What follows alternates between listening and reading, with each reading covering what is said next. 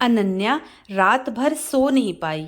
उसके दिल में सिर्फ एक सवाल था, क्या आरव सच में मुझे उतना ही चाहता है जितना मैं उसे चाहती हूँ। सुबह होते ही कॉलेज का माहौल सामान्य था, लेकिन अनन्या का दिल तूफान सा मचा रहा था। आरव सामने से आता है, उसकी आंखों में थकान और दर्द साफ झलक रहा था। आरव धीरे से कहता है, अनन्या, बहुत कुछ है जो मैं तुम्हें बताना चाहता हूँ, लेकिन अनन्या की आंखों में सवाल ही सवाल थे। वो चाहती थी कि आरव सब कुछ साफ साफ बता दे। वो धीरे से बोली, लेकिन क्या आरव, तुम्हारे अतीत में ऐसा क्या है जिसे तुम छुपा रहे हो? अगर तुम सच में मुझसे प्यार करते हो तो मुझे सब बताओ। तुम्हारा अतीत क्या था?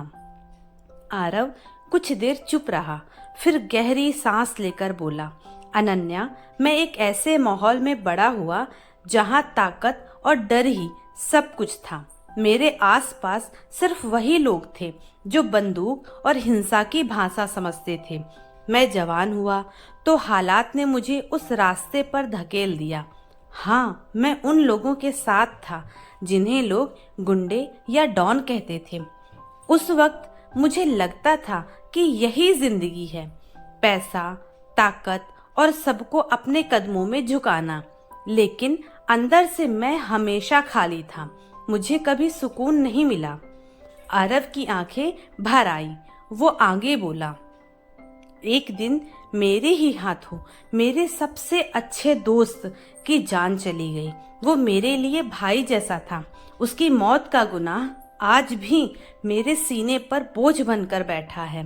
उस रात मैंने कसम खाई कि अब ये रास्ता छोड़ दूंगा, और तभी से मैंने सब कुछ छोड़कर एक आम इंसान की तरह जीना शुरू किया। आज मैं बस वही हूँ, एक सीधा साधा लड़का जो तुम्हें अपना बनाना चाहता है। अनन्या ये सब सुनकर हैरान रह गई। उसकी आंखों में आंसू आ गए। वो कांपती हुई बोली, आरव, तुमने इतना कुछ अकेले सहा और कभी मुझे नहीं बताया।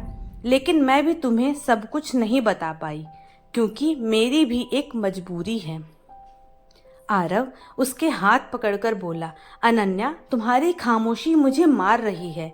अगर मैं तुम्हें अपना अतीत बता सकता हूँ तो तुम भी मुझे अपनी मजबूरी बता सकती हो। अनन्या की आंखों में आंसू बहने लगे। उसने धीरे से कहा, आरव, अगर मैंने तुम्हें सच बता दिया तो शायद हमारी मोहब्बत और भी अधूरी रह जाएगी। कभी मोहब्बत में सबसे बड़ा दुश्मन कोई और नहीं होता, बल्कि हालात होते हैं। आरव और अनन्या की कहानी यहीं नहीं रुकती। आगे क्या होगा जानने के लिए जुड़े रहिए नम्रता फ्यूजन के साथ।